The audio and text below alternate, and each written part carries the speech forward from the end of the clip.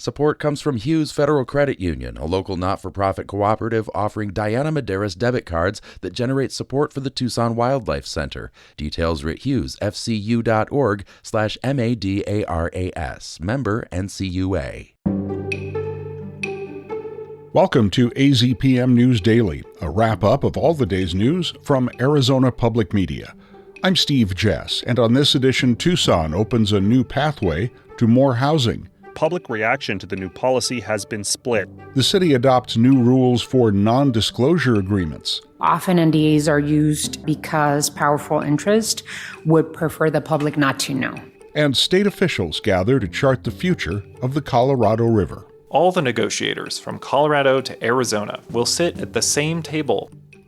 First up today, Tuesday night, the Tucson City Council adopted a policy that will make it easier to build multi-family housing across Tucson. Nick Rommel reports. Starting January, developers can build middle housing in all of Tucson's residential areas, besides a few neighborhoods zoned as rural. Middle housing refers to duplexes, triplexes, 4-unit buildings, and townhouses. Councilmember Miranda Schubert says the public reaction to the new policy has been split. People who have had to seek housing more recently or have had to move constantly because of instability are supportive of this. And longtime homeowners who haven't had to move in a really long time because they've had the good fortune of being stably housed are opposed to it. In 2024, the Arizona State Legislature required all large cities in the state to allow middle housing within a mile of their downtowns. But Tucson went further by making the change citywide. Nick Rommel, AZPM News. Pima County is selling more than 400 acres of land to the National Park Service.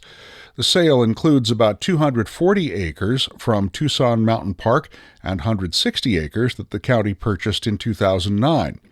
Both parcels are set to become part of Saguaro National Park's Tucson Mountain District on the west side of town. The county is selling the property for a little under $3 million. County officials say proceeds of the sale will address conservation priorities outlined in the county's Sonoran Desert Conservation Plan, a policy that balances conservation and protection of cultural and natural resources. The Board of Supervisors approved the sale at a meeting on Tuesday.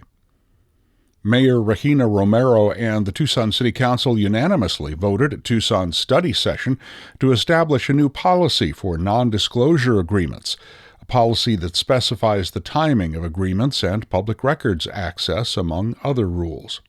Romero says NDAs should be used as a tool, not a default, for early negotiations with project developers. Too often NDAs are used in government not because the public shouldn't know something, but because powerful interest would prefer the public not to know.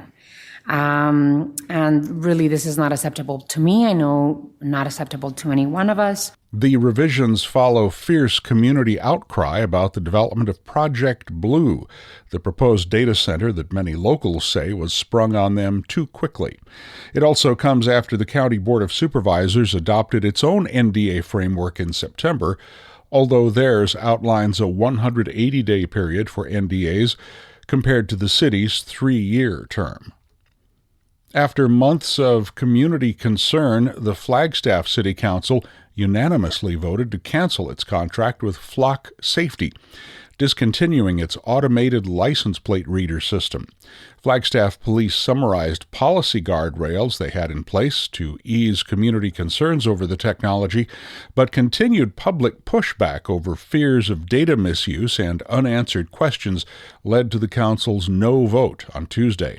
Many residents questioned whether Flock Safety has reduced local crime since the system was installed in 2024.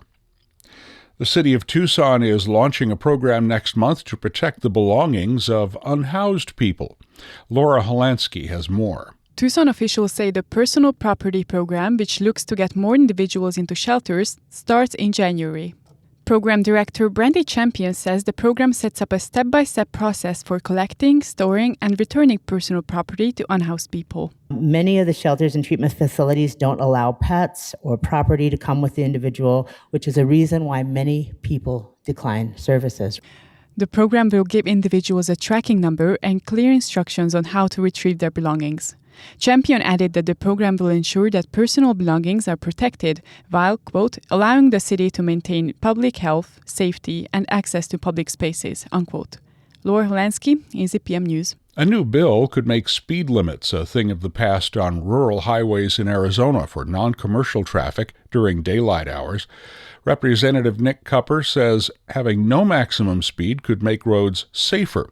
But Joseph Young with the Insurance Institute of Highway Safety says a 25-year national study showed even modest speed limit increases have big impacts. Cupper's bill would require ADOT to conduct a year-long pilot program on a stretch of Interstate 8 between Yuma and Casa Grande. A high-stakes conference to hash out a sustainable future for the dwindling Colorado River is underway this week in Las Vegas. From KUNC Radio, Scott Franz has more on the tense agenda. Negotiators from the 7 river basin states missed a critical deadline last month for agreeing on how to conserve the river's water.